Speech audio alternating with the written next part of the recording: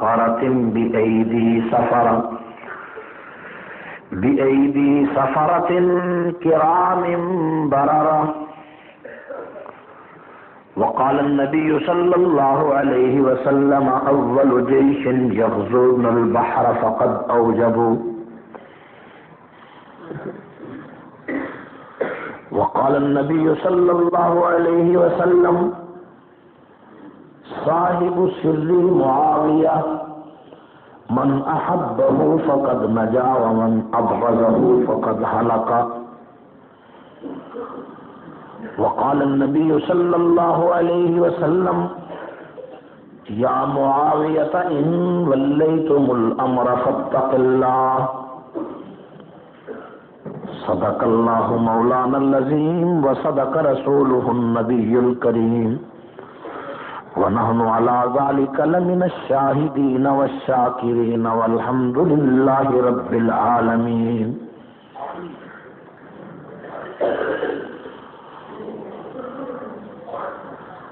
اپنے لہو سے روشن کر دیں گلیاں اس ویرانے کی.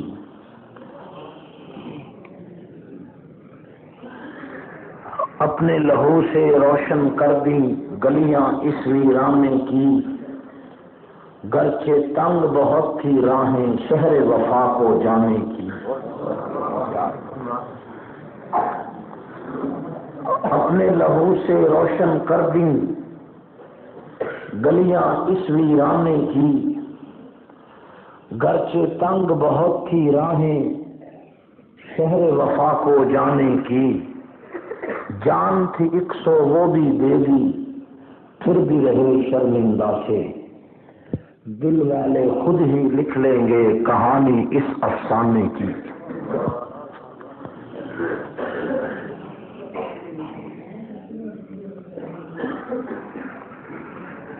میرے واجب الاحترام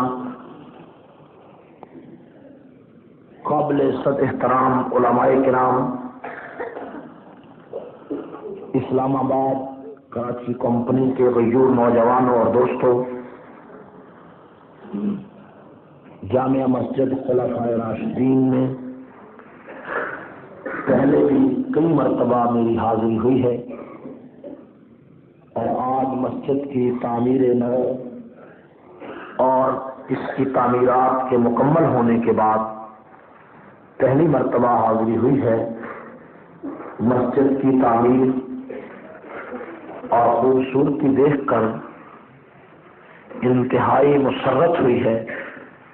اللہ تعالیٰ اس مسجد کے خطیب حضرت مولانا نذیر احمد فاروقی صاحب اور اس کے معاونین کو ترقی نصیب فرمائیں کہ جن کی خصوصی توجہ اور محنت کے ساتھ یہ عظیم اسلامی مرکز پائے تکمیل تک پہنچا ہے. میرے بھائیوں،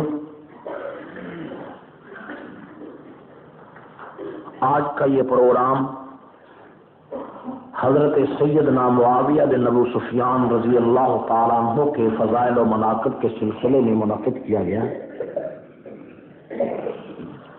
حضرت معاویہ رضی اللہ تعالیٰ عنہ کی فضیلت کیا ہے، ان کا مرتبہ اور مقام کیا ہے، ان کے کارنامے کس قدر بلند ہیں، انہوں نے اسلام کی کس قدر خدمات سر انجام دی ہیں، یہ بہت طویل موضوع ہے. اس کے لیے بڑے بڑے دفاتر اور بہت بڑے بڑے رجسٹر ختم ہو سکتے ہیں، لیکن امیر معاویہ کے کمالات کا احاطہ نہیں ہو سکتا. میں یہ بات کر کے کوئی لفاظی نہیں کر رہا. جن لوگوں کو میرے مزاج کا اور میری گفتگو کا اور انداز تقریر کا علم ہے وہ جانتے ہیں کہ میں سنی سنائی باتیں نہیں کرتا. حضرت معاویہ رضی اللہ تعالیٰ عنہ کے سلسلے میں چونکہ میں نے آج سے 6-7 سال پہلے ایک مستند کتاب اللہ کی توفیق سے ترتیب دی تھی، جس کو پوری دنیا میں بھیجا گیا اور جس کا نیا ایڈیشن بلکہ 9واں 10واں ایڈیشن اب پھر شائع ہوا ہے، اس کتاب کی ترتیب کے لیے حضرت معاویہ رضی اللہ تعالیٰ عنہ کے بارے میں جتنی کتابیں مجھے دیکھنے کا موقع ملا، شاید کم لوگوں کو ایسا موقع نصیب ہوتا ہے۔ حضرت معاویہ رضی اللہ تعالیٰ عنہ کے بارے میں جب بھی کوئی خطیب تقریر کرتا ہے، اللہم اجعل معاویہ ہادیا مہدیہ، اس ایک حدیث سے آگے نہیں بڑھتا۔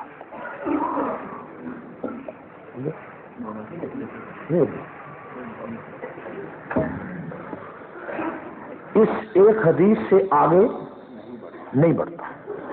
جب بھی کوئی بات آئے گی وہ یہی کہے گا، دیکھو یہ حضور نے فرمایا اللہم اجعل معاویہ ہادیا مہدیہ۔ حالانکہ حضرت معاویہ رضی اللہ تعالیٰ عنہ کے بارے میں 12 احادیث ہیں رسول اللہ صلی اللہ علیہ وسلم، لیکن ذکر صرف ایک حدیث کا ہوتا۔ اور جب حضرت معاویہ کے کارناموں کی بات آتی تو جنگ صفین کا واقعہ ان کے حوالے سے بیان کیا جاتا کہ جی جنگ صفین ہوئی، اور وہ جنگ چونکہ قاتلان عثمان کے ساتھ ہوئی اور حضرت علی رضی اللہ تعالیٰ عنہ کے ساتھ بھی اس کا گہرا تعلق ہے، اس دور کے حالات کی وجہ سے اختلاف ہوا، منافقین کی وجہ سے جنگ چھڑ گئی، اس میں 35 اور 70 ہزار کے درمیان انسان مارے گئے، شہید ہوئے۔ وہ ایک تلخ حقیقت ہے، لیکن کس قدر افسوس ہے کہ ایک شخص رسول اللہ کے دور سے لے کر آج تک دنیا کے جتنے حکمران اسلامی آئے ہیں، سب سے بڑا دور حکومت امیر معاویہ کا ہے۔ اس کی زندگی کے اتنے کارنامے کہ اس نے 5400 علاقے فتح کیے، 5400 علاقے اور کسی نے نہیں فتح کیے۔ حضرت معاویہ رضی اللہ تعالیٰ عنہ نے 3600 علاقے، حضرت فاروق اعظم نے 3600 علاقے فتح کیے، لیکن ان علاقوں کی فہرست دیکھو تو وہ چھوٹے ہیں۔ لیکن امیر معاویہ نے تو اپنے علاقوں میں کیساریہ جیسا شہر بھی فتح کیا کہ جس شہر کے 300 بازار تھے، 1,00,000 پولیس جس شہر میں روزانہ گشت کرتی تھی، اس شہر کو معاویہ بن ابو سفیان نے اپنے ہاتھوں سے خود جا کر لشکر کی قیادت کر کے فتح کیا، اور اس شہر کے چوک میں جو جامع مسجد تعمیر کی، وہ جامع مسجد لاہور کی شاہی مسجد سے 4 گنا بڑی ہے، اور وہ امیر معاویہ نے تعمیر کی۔ یہ تو ذکر آیا کہ جنگ صفین ہوئی اور وہاں یہ ہوا اور وہ ہوا، کیساریہ کا نہیں پتا۔ خانہ کعبہ پہ سب سے پہلے غلاف امیر معاویہ نے چڑھایا، اس کا بھی کوئی پتہ نہیں۔ بچوں کا نام کمیٹیوں میں درج کرانے کا محکمہ معاویہ بن ابو سفیان نے جاری کیا، اس کا بھی کوئی ذکر نہیں۔ 7.5 لاکھ ایکڑ عرب کی اراضی کو پانی دے کر سرسبز و شاداب کر دیا، اور محمد کے مدینے کی بستیوں میں زراعت اور باغبانی کے ایسے جوہر دکھائے کہ جس کی مثال آج تک دنیا میں کوئی پیش نہیں کر سکا، اس کا ذکر ہی کوئی۔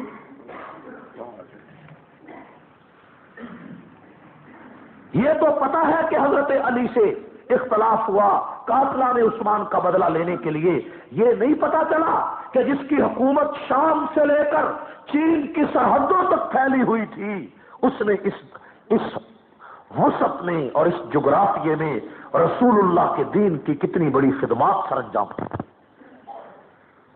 آپ کی توجہ ہے؟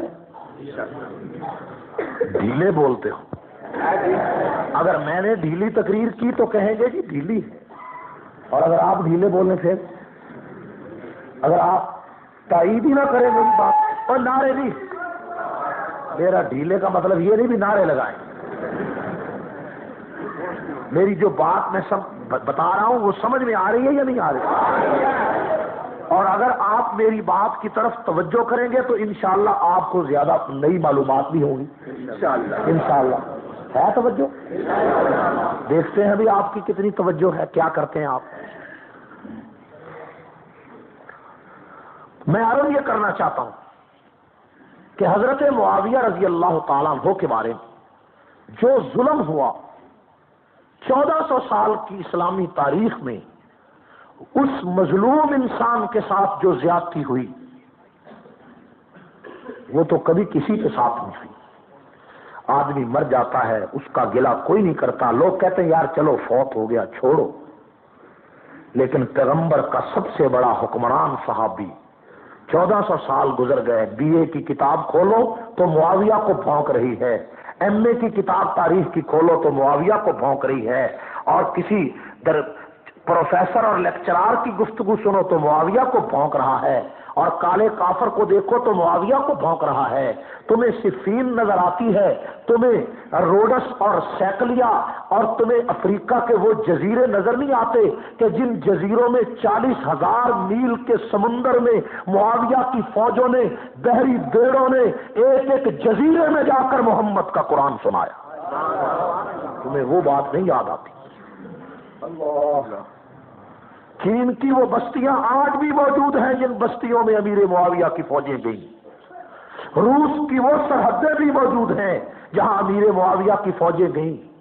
لوگ کہتے ہیں آذربائیجان فتح ہو گیا، آذربائیجان کو مکمل فتح کرنے والا امیر معاویہ، یہ افغانستان کے پہاڑوں سے جا کر امیر معاویہ کی بات پوچھو۔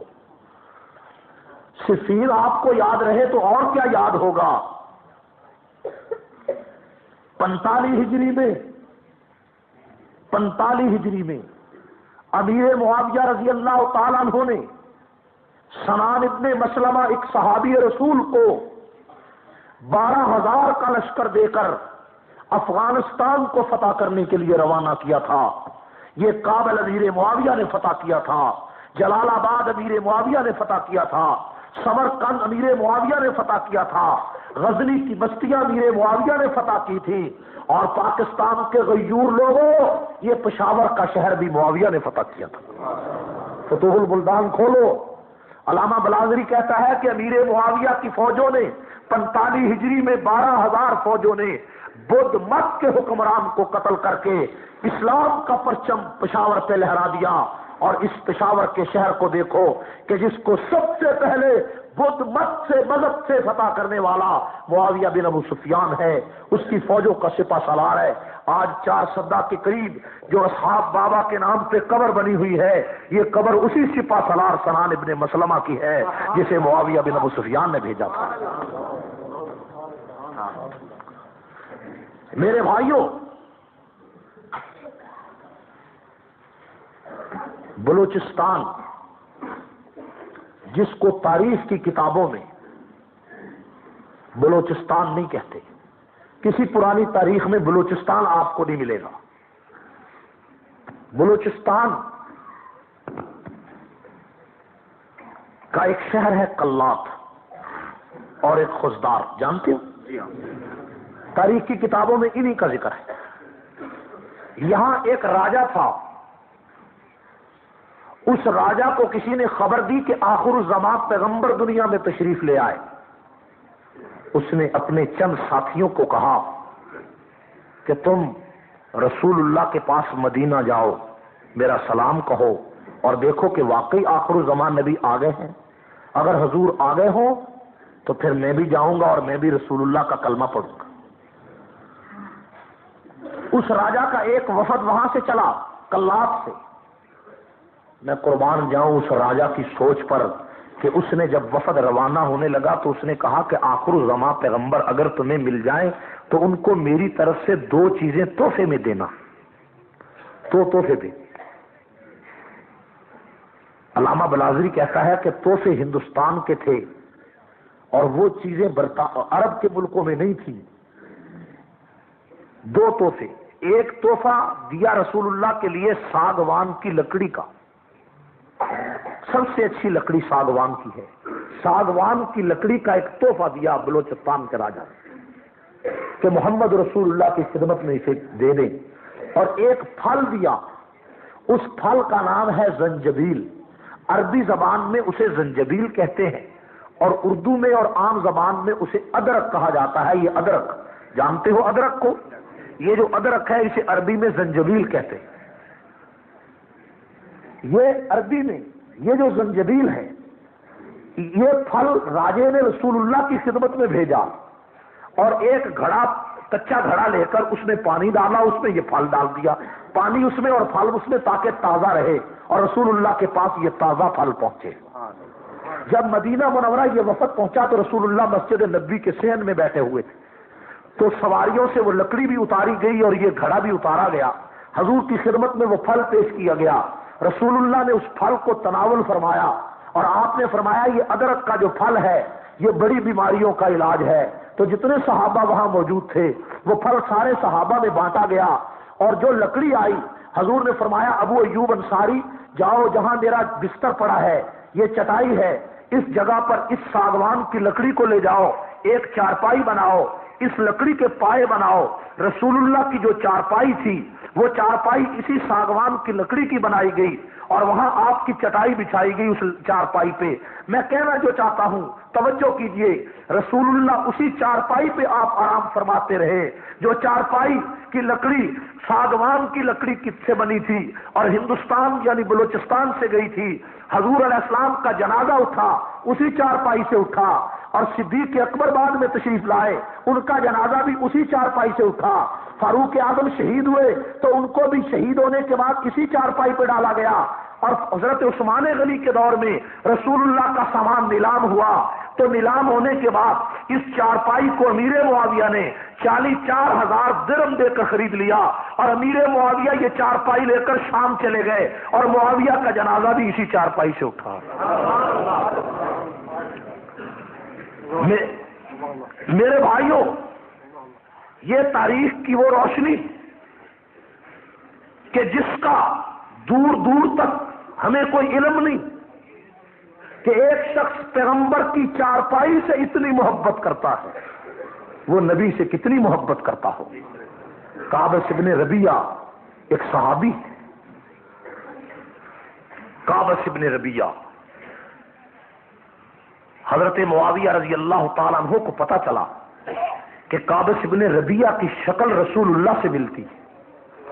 पता चला कि काबस इब्ने रबिया आ रहा, अमीर मुआविया तख्त से नीचे उतर आए, शहर से बाहर निकल गए, उसका इस्तेकबाल करने गए और जाकर उसके करीब कहा तू है तो मेरा सिपाही, लेकिन तेरा चेहरा चूंकि रसूलुल्लाह से मिलता है इसलिए मुआविया तेरा इस्तेकबाल करने के लिए शहर से बाहर आया। सारी बातें ठीक है, सिफ़ीन की बात याद है और कोई चीज याद नहीं। मेरे भाइयों, अमीर मुआविया रज़ी अल्लाह ताला अन्हु को 1400 साल से बनु उमैया की दुश्मनी पर लिखी जाने वाली तारीख ने भौंका।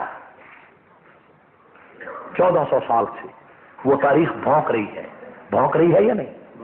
अमीर मुआविया के खिलाफ कमालात सारे तय में छुपा दिए गए, अजमतें वीरान कर दी गई, रिफातों पे ताला लगा दिया गया, अजमतों को दबीज तहों के नीचे छुपा दिया गया और सिर्फ वो मुआविया याद रखा कि जो जंगे सिफ़ीन में काफिलाने उस्मान से बदला लेता है। हजरत अली से इस मौजू पर इज्तिहादी और दयानतदाराना इख्तलाफ करते हैं, वो अमीर मुआविया तो याद रहा, लेकिन वो मुआविया याद नहीं रहा कि जिसने दुनिया में सबसे बड़ी इस्लामी सल्तनत कायम की। अब पैगंबर का दौर 9 लाख मुरब्बा मील पर, अबू बकर का दौर 11 लाख मुरब्बा मील पर, उस फारूक आजम का दौर 22 लाख मुरब्बा मील पर, उस्मान हजरत फारूक आजम का दौर 22 लाख, उस्मान गनी का दौर 44 लाख मुरब्बा मील पे, हजरत अली का दौर 22 लाख मुरब्बा मील पे, हसन का दौर 22 लाख मुरब्बा मील पे और अमीर मुआविया का दौर 64 लाख मुरब्बा मील पे। तुम्हें सिर्फ सिफ़ीन याद है, तुम्हें 64 लाख मुरब्बा मील याद नहीं।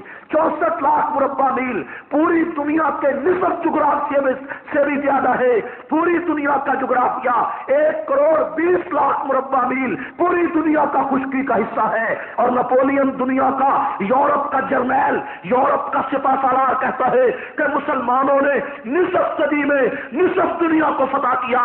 یہ قول صرف معاویہ کے دور پہ صادق آتا ہے کہ 1 کروڑ 20 لاکھ مربع میل میں 64 لاکھ مربع میل پر صرف معاویہ نے حکومت قائم کی، اور رسول اللہ کے دور سے لے کر آج تک 64 لاکھ مربع میل کا خطہ کسی دور میں کسی ایک مسلمان حکمران کے قدموں کے نیچے ہے تو دکھاؤ۔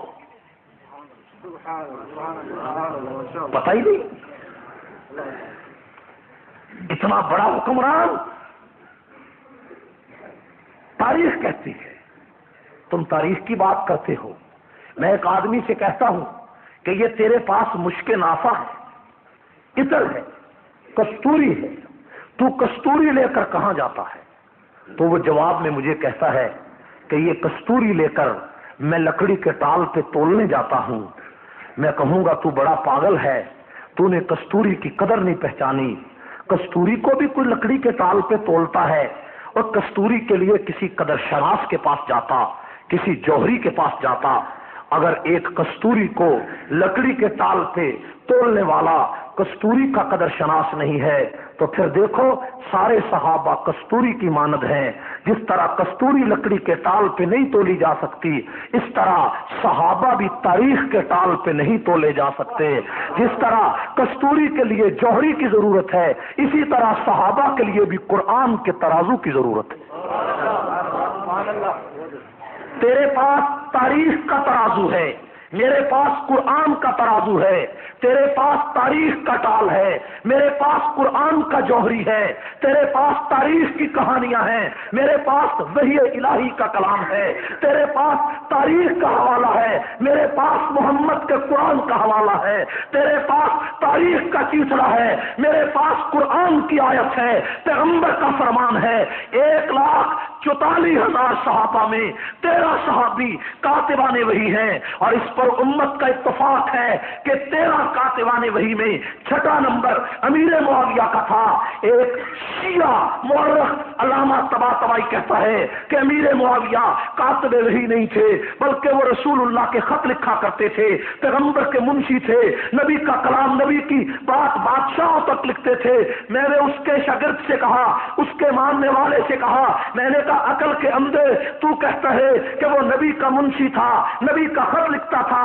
پاگل کہیں کہ نبی کا خط لکھنے والا بھی کاتب وحی ہے، کیونکہ پیغمبر کا خط بھی وحی ہوتا ہے، نبی کا خط بھی اور آپ کی معلومات میں اضافہ کروں کہ رسول اللہ صلی اللہ علیہ وسلم نے 111 خط لکھے بادشاہوں کو۔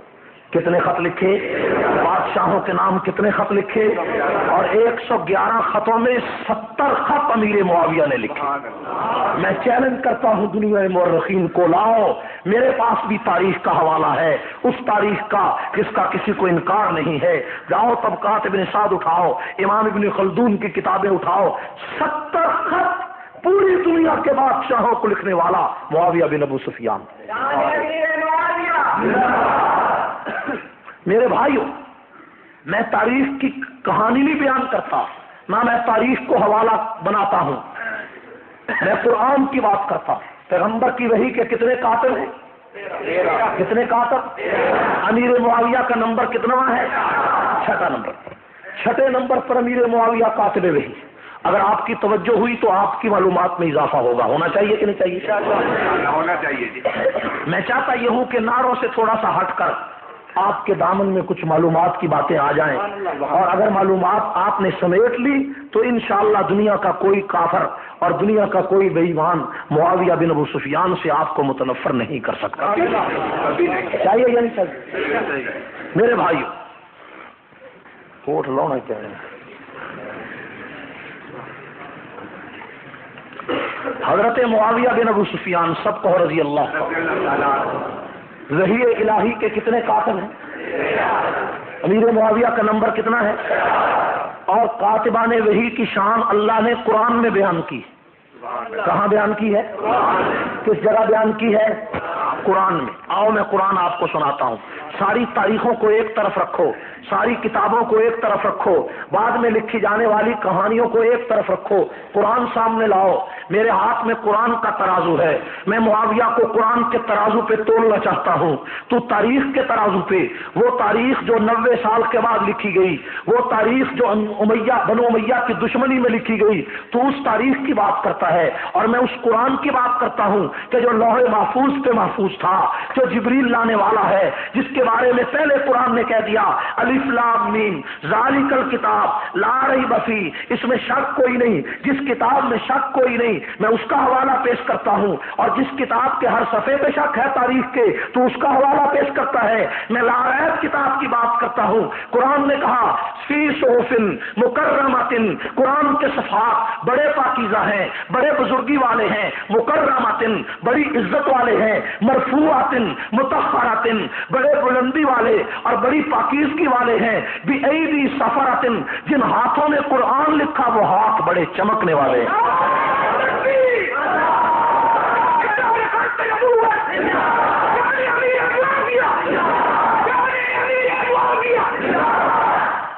قرآن کھول، قرآن نے کہا بِأَيْدِي سَفَرَةٍ جن ہاتھوں نے قرآن لکھا وہ ہاتھ بڑے چمکنے والے ہیں، وہ ہاتھ بڑے 1400 سال پہلے خلاق عالم نے امیر معاویہ کے ہاتھ کو چمکنے والا ہاتھ کہا یا نہیں کہا؟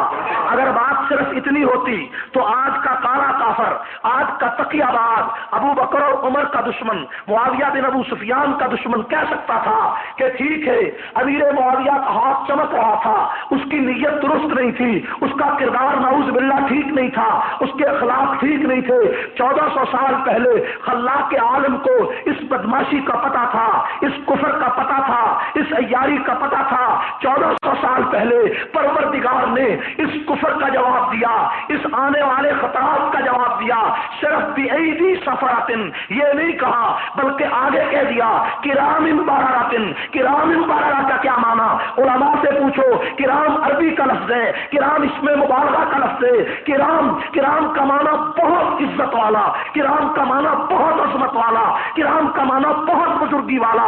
کہاں سے بزرگی والا؟ مکے کے لوگوں سے، مدینہ کے لوگوں سے، عرب کے لوگوں سے، دنیا کے لوگوں سے۔ فرمایا نہیں بِأَيْدِي سَفَرَةٍ جنہوں نے قرآن لکھا ان کا ہاتھ بھی چمکنے والا، کرام بَرَرَہ، اور وہ انسان بَرَرَہ کا معنی ساری انسانیت، بَرَرَہ کا معنی ساری دنیا، بَرَرَہ کا معنی ساری کائنات۔ قرآن کہتے ہیں بِأَيْدِي سَفَرَةٍ کرام بَرَرَةٍ کہ ہاتھ بھی چمکنے والے، اور جنہوں نے قرآن لکھا روئے زمین کے بہترین انسان ہے، سب سے اچھے انسان ہے، سب سے اعلیٰ انسان ہے۔ تاریخ کہے معاویہ برا تھا، قرآن کہے سب سے اچھا تھا۔ تاریخ کہے معاویہ ظالم تھا، قرآن کہے عزت والا تھا۔ تاریخ کہے معاویہ غاصب تھا، قرآن کہے پوری انسانیت ایک طرف، معاویہ ایک طرف، تو ابن خلدون لا اور تو مسعودی لا، تو تبری کا حوالہ دے، میں کرام بغیرہ کو لاتا ہوں۔ تقریر میرے ہاتھ میں، ترازو میرے ہاتھ میں، یہ ترازو ہے، اس ترازو میں ایک پلڑے میں تبری رکھ، مسعودی رکھ، معلق رکھ، بے ایمان رکھ، کلمکار رکھ، اور دوسرے پلڑے میں میں کرام بغیرہ کو رکھتا ہوں۔ تو تاریخ کی بات کرتا ہے، میں کرام بغیرہ کی بات کرتا ہوں۔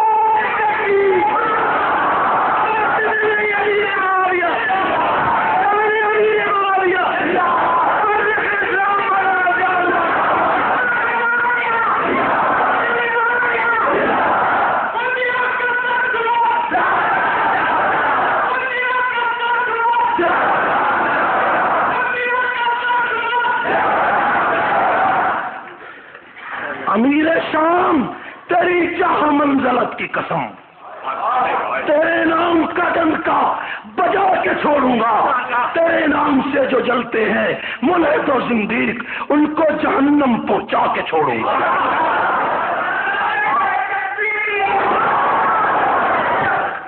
میرے بھائیوں توجہ، میرے ہاتھ میں ترازو ہے، میرے ہاتھ میں اور اس ترازو میں ایک پلڑے میں تاریخ ہے، ایک پلڑے میں قرآن ہے، ایک پلڑے میں کس کی بات کرتے ہو؟ کس کی بات مانتے ہو؟ کس کی عظمت کا اقرار کرتے ہو؟ کرام بررہ مانتے ہو یا نہیں مانتے ہو؟ کیا مانا ہے کرام بررہ کا؟ کرام. خواتین و حضرات، مختلف موضوعات پر قرآن و حدیث کی روشنی میں علماء کرام کے نورانی عرفانی بصیرت افروز بیانات و نعت پاک تلاوت بین الاقوامی قرت علاوہ ہندوستان و گلف میں ہوئے مشاعروں کے آڈیو کیسٹ کے لیے رابطہ قائم کریں. مینار الیکٹرانک، کلیان روڈ، پاور ہاؤس کے سامنے، پوسٹ بھیونڈی، ضلع تھانہ، مہاراشٹر، انڈیا. بڑی عزت و عظمت والے. اس آیت کے بعد اس بات کی گنجائش ہے کہ میں معاویہ کا مقام تاریخ سے پوچھوں؟ ہے گنجائش؟ میں معاویہ کا مقام کسی مفکر سے پوچھوں؟ کسی متے کی اولاد سے پوچھوں؟ میں معاویہ کا مقام دھوپ چھاؤں کی اولاد سے پوچھوں؟ میں معاویہ کا مقام کسی سے نہیں پوچھتا. میں معاویہ کی عظمت کے لیے قرآن کی چوکھٹ پہ پہرا دیتا ہوں، قرآن کے دروازے پہ بیٹھ جاتا ہوں اور قرآن کے دروازے سے جا کر رہنمائی حاصل کرتا ہوں تو مجھے صاف نظر آتا ہے کرام بررہ. کرام بررہ یہ قرآن ہے. یہ کیا ہے؟ حضور علیہ السلام نے فرمایا احلم من امتی معاویہ، میری امت کا سب سے بڑا حوصلے والا معاویہ بن ابو سفیان ہے. یہ کس کی حدیث ہے؟ پیغمبر اسلام کی.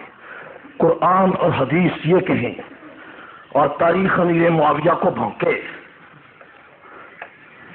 یہ بات پیغمبر نے کب فرمائی؟ تھوڑی سی وضاحت کرنا چاہتا ہوں. کسی کو یہ کہنا کہ بڑا حوصلے والا ہے اور پھر نبی کا کہنا، تیرا اور میرا کہنا نہیں، پیغمبر کا کہنا. ساری کائنات کے رسول نے فرمایا کہ معاویہ سب سے بڑا حوصلے والا ہے. احلم احلم احلم کا معنی سب سے زیادہ حوصلے والا. اگر آپ کو میں یہ واقعہ سناؤں کہ یہ حضور نے کس موقع پہ فرمایا، آپ ششدر رہ جائیں گے انشاءاللہ.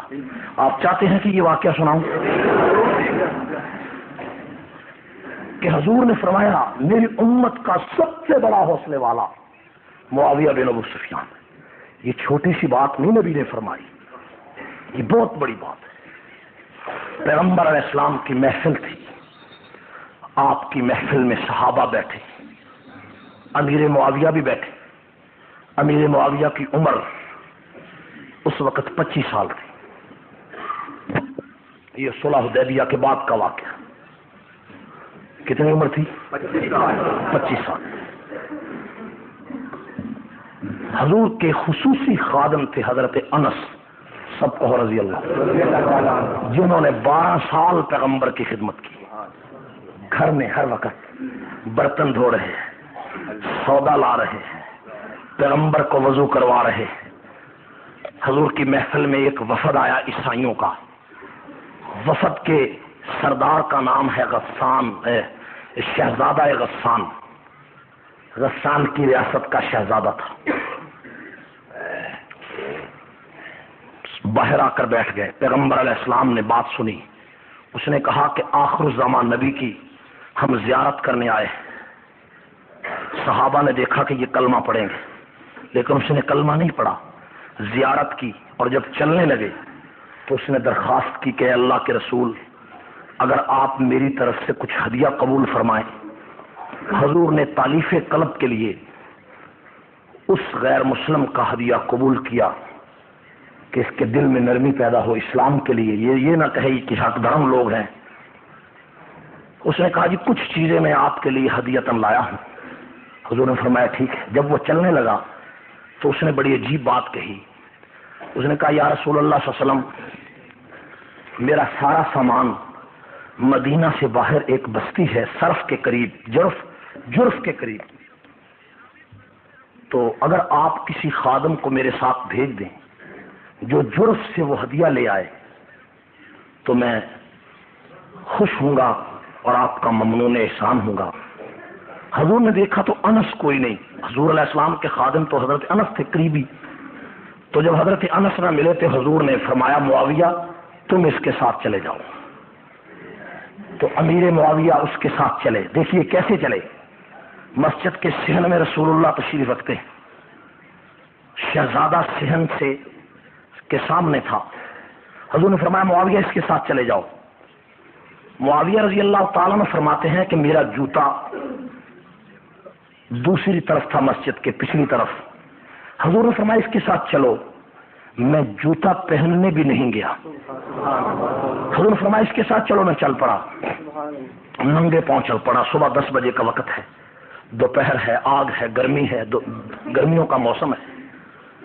اس قافلے کے ساتھ، اس سواری کے ساتھ امیر معاویہ چلے پیدل، ننگے پاؤں میں جوتا نہیں۔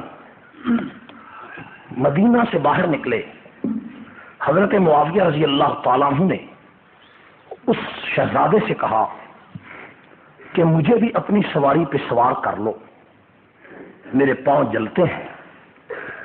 اس نے کہا تو نوکر ہے، تو محمد مصطفیٰ کا کمی ہے، تو غلام ہے، میں شہزادہ ہوں۔ امیر معاویہ کوئی عام آدمی تو نہیں تھا، امیر معاویہ کے ہسٹری جاننے والوں کو پتا ہے کہ امیر معاویہ مکہ کے سردار ابو سفیان کا لڑکا تھا، سردار مکہ کا لڑکا تھا، خاندانی وجاہت رکھتا تھا، لیکن اس نے جواب میں کیا کہا، تو نوکر ہے، تو کمی ہے، تو حقیر و فقیر ہے، میں شہزادہ ہوں۔ حضرت معاویہ نے فرمایا چلو مجھے سواری پہ سوار نہ کرو، مجھے جوتا دے دو، تم تو گھوڑے پہ سوار ہو، مجھے جوتا دے دو، میں جوتا تیرا پہن لوں۔ اس نے کہا تو کمی ہے، میں تجھے جوتا نہیں دے سکتا، میں شہزادہ ہوں۔ 6 میل تک صحرا اور ریت کی گرمی پہ امیر معاویہ اس کے گھوڑے کے ساتھ ساتھ بھاگتا رہا، جہاں آگ دہک رہی تھی۔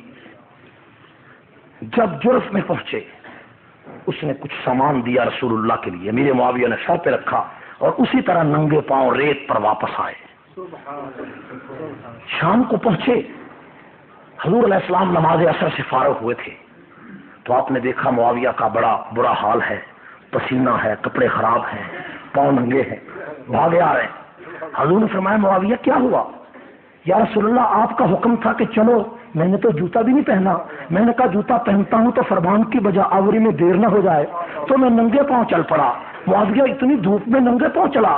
یا رسول اللہ میں ننگے پاؤں چلا، میں نے شہزادے سے کہا کہ جوتا دے دو، اس نے کہا تو محمد کا کمی ہے۔ حضور نے ان کی حالت دیکھ کر یہ جملہ فرمایا احلم من امتی معاویہ، میری امت کا سب سے بڑا حوصلے والا معاویہ بن ابو سفیان ہے۔ اچھا بات اتنی صرف نہیں ہے، اگر اتنی بات ہوتی تو میں یہ واقعہ شاید نقل نہ کرتا۔ میں اگلی بات کہنا چاہتا ہوں کہ اس سے بھی بہت بڑا واقعہ کہ اس وقت حضرت معاویہ کی عمر 25 سال ہے، اس واقعہ کے پورے 35 سال کے بعد، اس واقعہ پورے 35 سال کے بعد امیر معاویہ رضی اللہ تعالیٰ عنہ دمشق میں خلیفہ ہے اور پوری دنیا کے نصف سے زیادہ خطے پر امیر معاویہ کی حکومت ہے، خلیفہ وقت ہے۔ امیر معاویہ کی فوجوں کا ایک لشکر شام میں داخل ہوا اور وہ کچھ قیدیوں کو لے کر امیر معاویہ کے سامنے آئے۔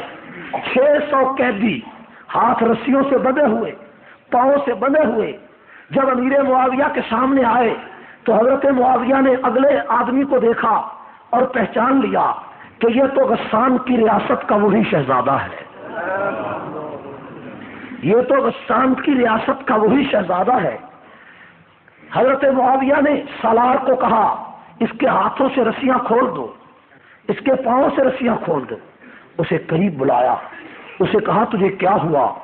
شہزادہ رو پڑا، کہنے لگا میرے باپ نے بڑا ظلم کیا، میں نے کہا تھا مسلمانوں سے جنگ نہ کرو، لیکن اس نے جنگ لڑی، خود بھی ذلیل ہوا، قتل ہوا، مجھے بھی ذلیل کیا، روتا رہا۔ حضرت معاویہ نے فرمایا میری طرف سے تیرے اوپر کوئی زیادتی نہیں ہوگی۔ رسیاں کھول دیں، پاؤں سے رسیاں کھول دیں اور فرمایا جو شاہی مہمان خانہ ہے اس میں اس کو رکھو، کوئی تکلیف نہ پہنچے۔ وہ شاہی مہمان خانے میں گیا تو اپنے ساتھی سے کہنے لگا کہ یہ جو میں نے آدمی دیکھا ہے اس کو تو میں نے پہلے بھی کہیں دیکھا ہے۔ نہیں سمجھے؟ اس کو تو میں نے پہلے بھی کہیں دیکھا ہے۔ اس نے کہا تو نہیں جانتا یہ کون ہے؟ اس نے کہا نہیں جانتا۔ اس نے کہا یہ معاویہ بن ابو سفیان ہے۔ تو حضرت معاویہ نے کچھ دنوں کے بعد 10,000 درم اس کو ہدیۃً بھیجا اور کہا یہ 10,000 درم لے لو اور تم آزاد ہو، تم یہ سواری بھی لے لو، تم اپنے وطن واپس چلے جاؤ۔ وہ سواری اور 10,000 درم لے کر حضرت معاویہ کے پاس آیا، کہنے لگا امیر المومنین میں تمہیں پہچاننا چاہتا ہوں، تم کون ہو، کیا نام ہے، کہیں میں نے تمہیں دیکھا ہے؟ حضرت معاویہ نے فرمایا میں محمد کا وہی کمی ہوں۔ شہزادے میں محمد کا وہی کمی ہوں۔ اس کے آنکھوں سے آنسو نکل آئے، وہ رو پڑا، کہنے لگا میں نے تو تمہیں جوتا نہیں دیا تھا اور تم نے 10,000 درم بھی دے دیا، رسیاں بھی کھول دی۔ حضرت معاویہ نے فرمایا کہ اگر میں بھی ایسے ہی کرتا تو تیرے اور میرے میں کیا فرق ہوتا؟ میں تجھے آزادی دے رہا ہوں کہ تم چلے جاؤ۔ اس نے کہا نہیں میں آزادی نہیں لینا چاہتا، مجھے کلمہ پڑھا دو۔ اسی جگہ پہ کلمہ پڑھایا تو پیغمبر کا یہ فرمان سورج کی طرح چمکنے لگا، احلم من امتی معاویہ، میری امت کا سب سے بڑا حوصلے والا معاویہ بن ابو سفیان۔ معاویہ سے بڑا حوصلے والا کوئی ہو سکتا ہے؟ بولو تو صحیح، ایسا ہوا کبھی آج تک سنا ہے کہ جوتا نہیں دیا؟ اس نے یہ نہیں کہا جوتا کیوں نہیں دیا، اس نے کہا میں تو وہی محمد کا کمی ہوں۔ پیغمبر کا یہ فرمان ہے، ایک طرف رسول اللہ کا یہ فرمان ہے احلم من امتی معاویہ، اور ایک طرف تاریخ کہتی ہے کہ معاویہ ظالم تھا، معاویہ نعوذ باللہ غاصب تھا۔ فیصلہ آپ کرو میں کس کو مانوں، ہم کس کی عظمت کو مانیں، مسلمان کس کو مانیں؟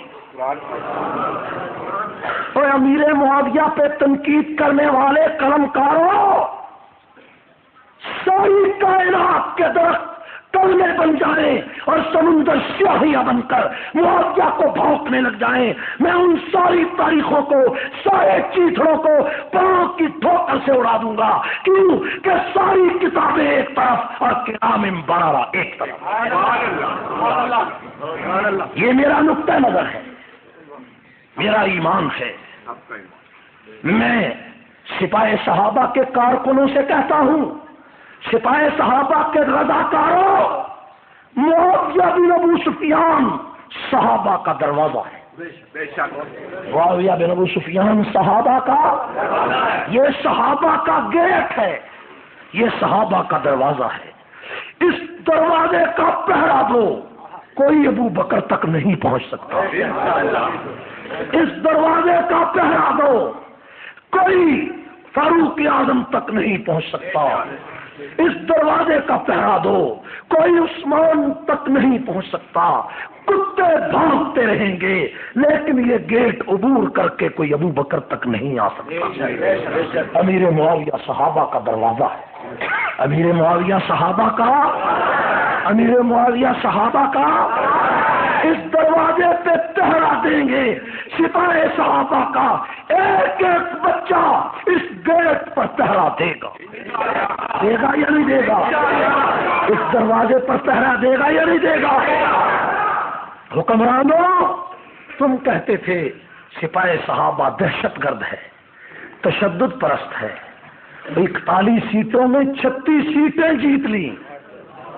جاؤ جھنگ میں جا کر دیکھو، 40,000 نوجوانوں نے، 40,000 ووٹروں نے سپاہ صحابہ کو کامیاب کیا ہے یا نہیں؟ 40,000 ووٹ دہشت گردوں کو مل سکتے ہیں؟ بولو تو صحیح، مل سکتے ہیں؟ کچھ تو سوچو۔ اور میں آپ کے سامنے کہنا چاہتا ہوں کہ پنجاب میں کوئی بلدیاتی ادارہ ایسا نہیں جس میں ایک نہ ایک ہمارا رضاکار نہیں پہنچا۔ 500 بلدیاتی اداروں میں سپاہ صحابہ کی قوت موجود ہے۔ اور یہ انقلاب اب نچلی سطح سے آئے گا. آنا چاہیے یا نہیں چاہیے؟ یہ گلیوں سے آئے گا، یہ بازاروں سے آئے گا. میں نے کہہ دیا ہے اپنے بلدیاتی ممبران سے کہ پہلا اجلاس ہو، بلدیاتی ادارے کا جب پہلا اجلاس ہو، میری جماعت کا ایک کارکن بھی اگر اس اجلاس میں ہوگا تو پہلے اجلاس میں یہ تحریک پیش کرے گا کہ ابو بکر کے یوم وفات پہ چھٹی کی جائے. ہونا چاہیے یا نہیں چاہیے؟ پہلے اجلاس. اور یہ بھی بات ہوگی کہ جن بلدیاتی حالوں میں کنجروں کے ڈانس ہوتے تھے، جن بلدیاتی حالوں میں ڈرامے ہوتے تھے، جن بلدیاتی حالوں میں عام دنیا کے فنکشن ہوتے تھے، ان اداروں میں صدیق اکبر کے فنکشن ہوں گے، فاروق اعظم کے فنکشن ہوں گے، عثمان و علی کے فنکشن ہوں گے. ہونے چاہیے. ایک ایک شہر میں شار عمر بن خطاب، شار فاروق اعظم، شار ابو بکر صدیق، شار عثمان غنی، سپاہی صحابہ، ایک ایک گلی میں، ایک ایک کوچے میں، ایک ایک بستی میں، ایک ایک شہر میں صحابہ کے نام کو نقش کر چھوڑے گی. ایک بچہ بھی میری جماعت کا جہاں موجود ہے وہ ابو بکر کی عزت کے لیے گلیوں میں، چوکوں میں، چوراہوں میں، بازاروں میں، بلدیا کے حالوں میں حق نواز کی آواز کو زندہ کرے گا. کرنا چاہیے یا نہیں چاہیے؟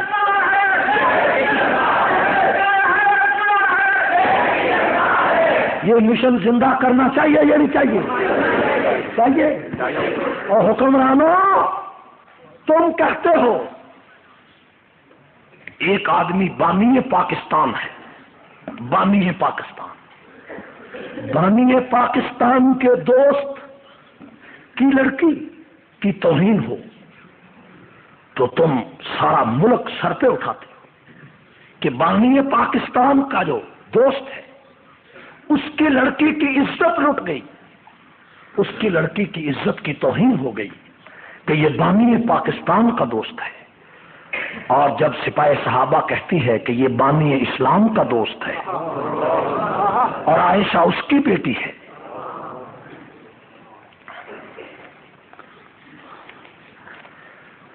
اور حضرت عائشہ اس بانی اسلام کے دوست کی لڑکی، بانی پاکستان کے دوست کی لڑکی پہ سیاست دانوں جلوس نکالتے ہو، بولتے ہو، لیکن بانی اسلام کی بیٹی، بانی اسلام کے دوست صدیق اکبر کی بیٹی عائشہ کو بازاری عورت کہا گیا، سیاست دان نہیں بولے، چودھری نہیں بولے، حکمران نہیں بولے. سپاہی صحابہ اس سوئی ہوئی روح کو بیدار کرنا چاہتی ہے یا نہیں؟ بیدار ہونا چاہیے. بیدار ہو گے. 6-7 سال کی عمر ہوئی ہے سپاہی صحابہ کی. اس چھوٹی سی عمر میں سپاہی صحابہ کا پیغام لوگوں کے دلوں میں اتر چکا ہے. میں نے برطانیہ میں دیکھا، ہم نہیں جانتے، آئرلینڈ کے جزیروں میں جہاں نہ میرا قائد پہنچا نہ میں پہنچ سکا تھا، تو وہاں بھی ہم نے دیکھا حق نواز کا پیغام گونج رہا ہے. امریکہ میں ہمارا ایک دوست گیا، واشنگٹن میں، وہ کہتا ہے ایک ٹیکسی میں بیٹھا، اس کی داڑھی چھوٹی چھوٹی تھی. جس جگہ سے میں نے وہ ٹیکسی پکڑی وہاں قادیانیوں کا مرکز تھا. میں ٹیکسی میں بیٹھ گیا، مجھے خطرہ تھا یہ قادیانی نہ ہو. میں نے اس سے کہا تم کون ہو؟ کہنے لگا پاکستانی ہوں. کیا نام ہے؟ اس نے نام بتایا. میں نے کہا تم قادیانی تو نہیں ہو؟ اس نے کہا میں ابھی بتاتا ہوں کہ میں کون ہوں. اس نے کیسٹ کا بٹن دبایا، حق نواز گونج رہا تھا.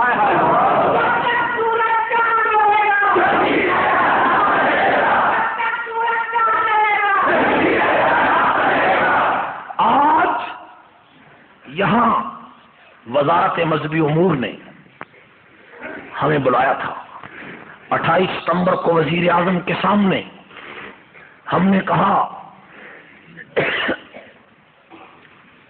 کہ یہ 110 کتابیں ہیں شیعہ کی، ان کا فوٹو اسٹیٹ ہے، اس میں صحابہ کو ماں بہن کی گالیاں دی گئی۔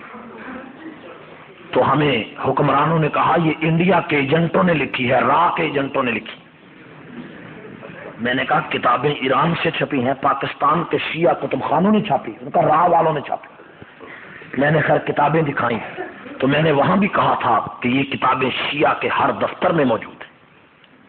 آج مولانا محمد اعظم طارق صاحب، مولانا محمد ضیاء القاسمی صاحب بھی ہمارے ساتھ تھے، تو ہر آدمی کہنے لگا لڑائی نہیں ہونی چاہیے، جھگڑا نہیں ہونا چاہیے، بالکل ہم نے کہا نہیں ہونا چاہیے۔ تو جو آدمی آیا کہنے لگا واعتصموا بحبل اللہ جمیعا، اللہ کی رسی کو مضبوطی سے پکڑو۔ بے رسی کو کون کہتا ہے نہ پکڑو؟ تم بات کرو موضوع کی کہ ابو بکر و عمر کو گالیاں دی جا رہی ہیں۔ انہوں نے کہا جی کون گالی دیتا؟ میں نے کہا یہ میرے پاس کتاب ہے۔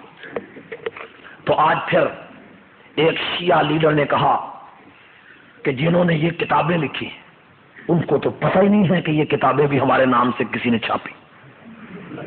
بہت اچھا، میں نے کہا تکیہ ایک ہی مرتبہ چلتا ہے، دوسری مرتبہ نہیں چلتا، تکیہ چلتا ہے۔ اس نے کہا یہ دیکھو، اس نے کہا یہ خمینی کی کتاب کشف اسرار میں نے خریدی ہے، اس میں ابو عمر فاروق کو کافر نہیں کہا گیا۔ میں نے کہا دیکھو جو کتاب تمہارے پاس موجود ہے اور تم کہتے ہو ساری کتاب میں نے پڑھی ہے، اس میں یہ لفظ نہیں ہے، وہ کتاب بھی لے آؤ، اور یہاں ایران کا جو سفارت خانہ ہے وہاں جو کتاب کشف اسرار خمینی کی پڑھی ہے وہ بھی لے آؤ۔ اگر ان دونوں کتابوں میں خمینی کی یہ عبارت نہ ہو کہ عمر فاروق کافر ہے، ہم اپنا موقف بدل لیں گے، سارا جھگڑا ختم، آج ہی ختم کرتے ہیں۔ میں چیلنج کرتا ہوں لاؤ کتاب۔ اب جب یہ کہا، اب جناب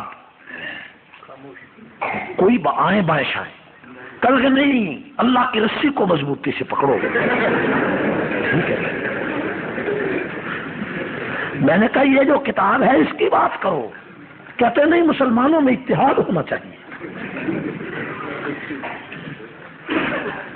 حکمرانوں یاد رکھو، جو میٹنگ تم نے آج بلائی تھی اتحاد بین المسلمین کے نام سے، سپاہ صحابہ کو اس نام سے اختلاف ہے، اس لیے کہ یہ بین المسلمین کا اتحاد نہیں ہے۔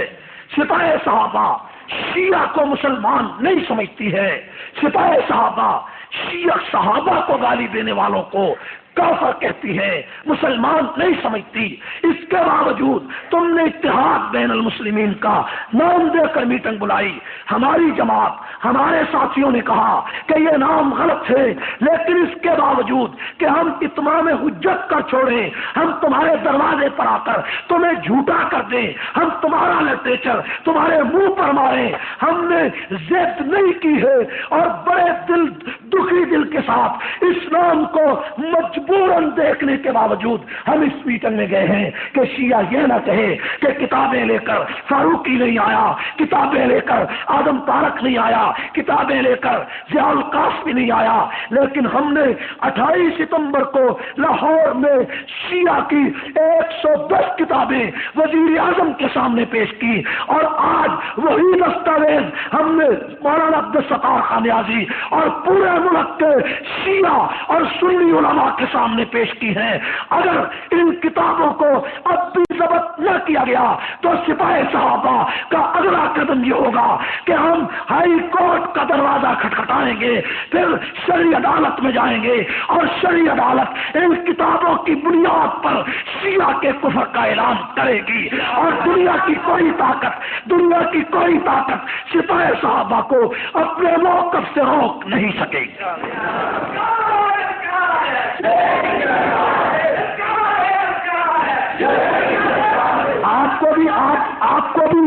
آپ کو بھی یہ بات منظور ہے؟ ایسا ہونا چاہیے یا نہیں چاہیے؟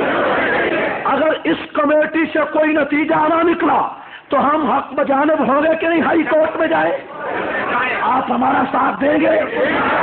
ہائی کورٹ میں بھی مسلمان موجود ہیں، جج موجود ہیں، اور ہائی کورٹ پر ملک کے لوگوں کی امیدیں ہوتی ہیں۔ کہ جہاں پر دباؤ نہیں ہوتا ہائی کورٹ کا دروازہ کھٹکھٹائیں گے. اگر پاکستان کی شرعی عدالت 22 سود کے قوانین کو کل عدم قرار دے سکتی ہے تو وہ ابو بکر و عمر کی گستاخی کو بھی پاکستان میں سزائے موت کا موجب بنا سکتی ہے یا نہیں؟ آپ ہمارا ساتھ دیں گے؟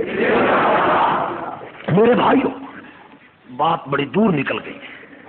امیر معاویہ رضی اللہ تعالیٰ عنہ کے بارے میں پہلا فیصلہ کس کا؟ اور دوسرا فیصلہ حدیث کا. حدیث کیا کہتی ہے؟ احلم من امتی معاویہ، میری امت کا سب سے بڑا حوصلے والا معاویہ بن ابو سفیان.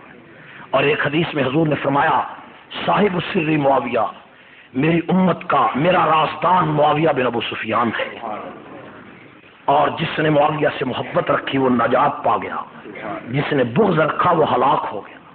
یہ پیغمبر کا ارشاد ہے. اور حضور کی ایک اور حدیث ہے، توجہ ہے، پیغمبر کی حدیث ہے، اول جیشن، یہ بخاری شریف کی حدیث ہے، اول جیشن یغزو البحر فقد اوجب، جس نے میری امت میں سب سے پہلے سمندروں میں اسلام کی جنگ لڑی، بحری لڑائی کا آغاز کیا، اس پر جنت واجب ہو چکی ہے. یہ کس نے فرمایا؟ حضور نے فرمایا. بخاری شریف کی حدیث ہے. میں چیلنج کرتا ہوں امیر معاویہ پر اعتراض کرنے والوں، آؤ مجھے بتاؤ، سب سے پہلے بحری لڑائی کرنے والا 1750 بحری جہازوں پر مشتمل بحری بیڑا تیار کر کے بحر اوقیانوس میں اسلام کی 60,000 فوج کو اتارنے والا کون تھا؟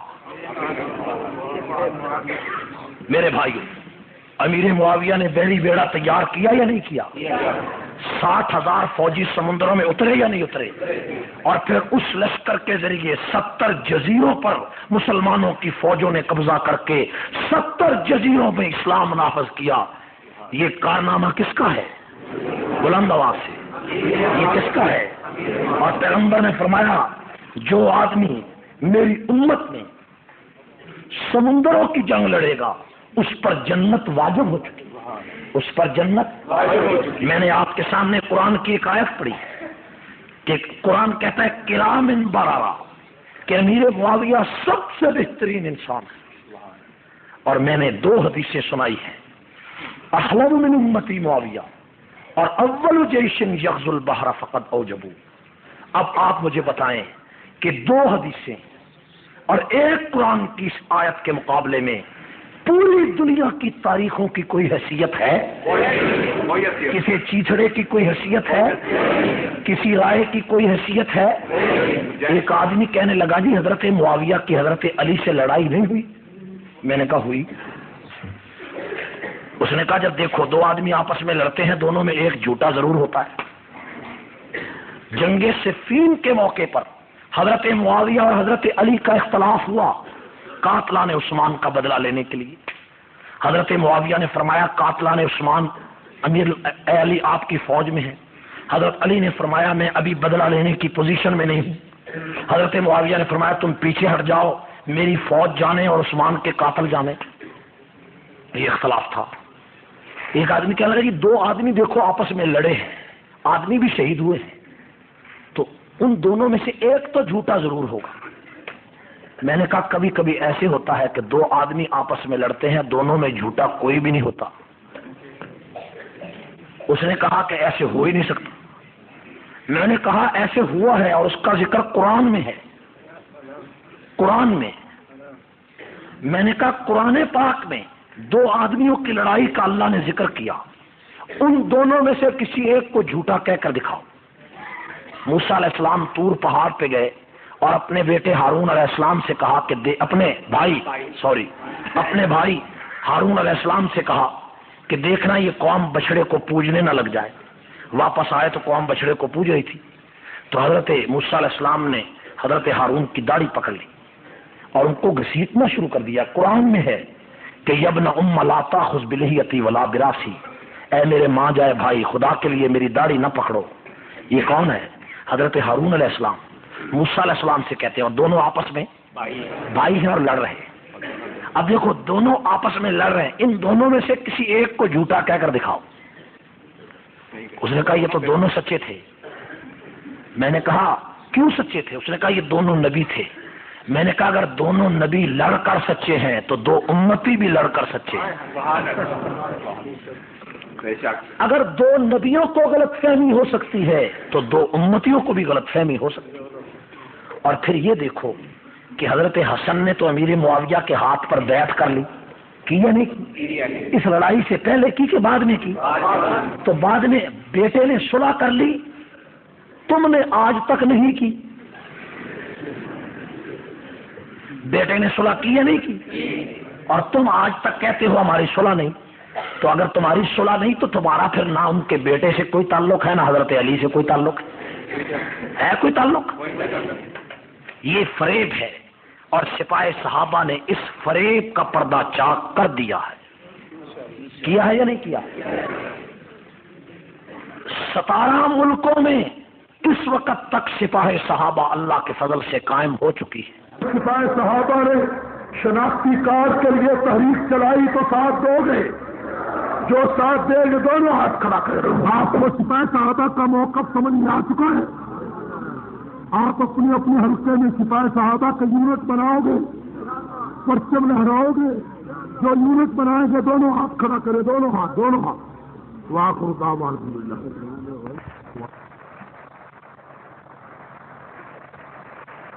سرکار دو عالم سے رخ پر انوار کا عالم کیا ہوگا؟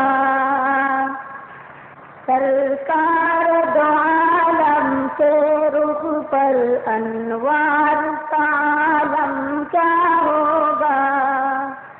جب زلف کا واصف ہے قرآن۔ خواتین و حضرات، ایمان اور روح کی تازگی کے لیے ہمارے یہاں تشریف لائیے۔ ہمارا پتہ مینار الیکٹرانکس پاور ہاؤس کے سامنے، Kalyan road, Bhiwandi, Maharashtra, India. Mobile number 9823250416 9823250416۔ Proprietor Mohammad Yakub Khan Azmi.